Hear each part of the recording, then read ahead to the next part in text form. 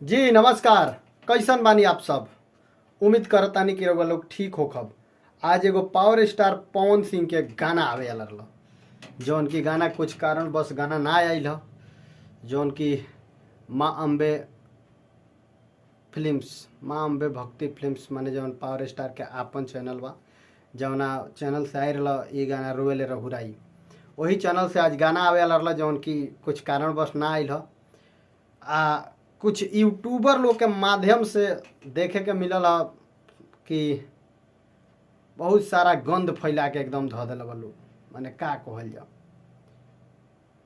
Power star Pawan Singh के गाना delay तनिका हो गई कि सारा जाना एकदम ई हो गई हैं। तनी मान के चली कुछ कारण बस गाना में लेट बा। पोस्टर तो दिने के लॉन्च बार हुआ सब देखबे कैनी। गाना तनी लेट रहा, टीजर भी आवे करला, लेकिन अभी कुछ ना ई भइल। हम वीडियो एगो बनैले रही जे काल गाना आज गाना आवे वाला रहा, लेकिन गाना ना आइल। पावर स्टार पवन भैया की तरफ से उ अपडेट आइल बा कि गाना में कुछ कारण बस रुक गइल ह। लेकिन और लोग कई जना दीपक सिंह के बारे में बोलत लो, यूट्यूबर लोग, कि दीपक सिंह नहीं खन बोलत मीडिया में कुछ हई हऊ डेरा गइल बड़े ई फलान ठेकान। तो तार लोग के बता दी बाबू कि दीपक सिंह के खाली काम मैनेजमेंट के नहीं खे।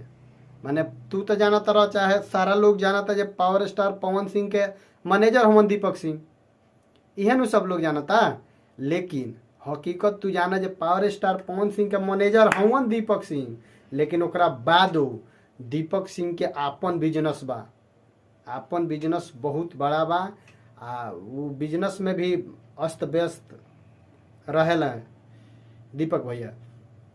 तो ऐसे ई नहीं कहे के देखो, सबसे पहले बात हम बताओ तनी जे दीपक भैया एगो मैनेजर बड़े।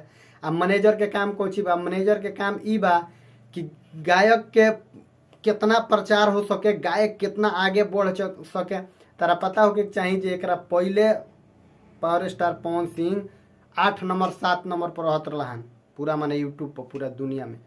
ए बार 4 नंबर पर रहत रहे।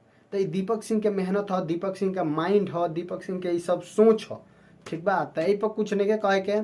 दीपक सिंह के काम बा खाली कैसे गाना बाजे, कैसे गाना क्रिएट होके, कैसे नाम होके, कैसे प्रचार ज्यादा होके, ई काम बा उनकर। ई काम नहीं जे मीडिया में आके अपन इंटरव्यू देत रहस, ठीक बा। बाकी वो गाना आए रहा धुरंधर भैया के, जौन की बोल बम के गाना ठीक रहा, गाना के बहुत बढ़िया ई रहा। लेकिन हमरा बुझाता जे गाना इहो ना बाजल, जौन की अन्नपूर्णा फिल्म से आई रहा। लगातार वो सब देखल ही हो कब गाना आई रहा, लेकिन गाना के कोनो उ ई ना आयल। पावर स्टार पवन सिंह के इंतजार जौन बार हुआ लोग के उ गाना आवे वाला बा। बहुत ही बेहतरीन गाना बा, जबरदस्त गाना बा। थोड़ा सा समय लागी, लेकिन लोग ना कहेला कि सब्र के फल मीठा होला। तो खाली तनिया सा सब्र करी, गाना आ रहा बा बहुत ही कमाल धमाल। पावर स्टार पवन सिंह के अपना चैनल से माँ अम्ब भक्ति, जौन की बहुत ही जबरदस्त रोले रघुराई के टाइप के गाना बा। आज गाना आवे वाला रहा, कुछ कारण बस ना आइल। बाकी हम इहे बतावे खातिर रहनी है कि गाना कुछ कारण बस डिले हो गया, लेकिन गाना कल सुबेरे ले अपडेट आ जाए कि गाना कब लॉन्च हुई, ठीक बा। बाकी सब मिलतनी अगला वीडियो में, और इंतजार करी, एक से एक गाना रिकॉर्ड भइल बा। अभी तो शुरुआत अब भइल बा, अभी तो टेलर है, फिल्म बाकी बा। बाकी सब लोग वीडियो के ज़्यादा से ज़्यादा शेयर करी, लाइक करी, कमेंट करी। मिलता नहीं अगला वीडियो में, तब तक के लिए नमस्कार।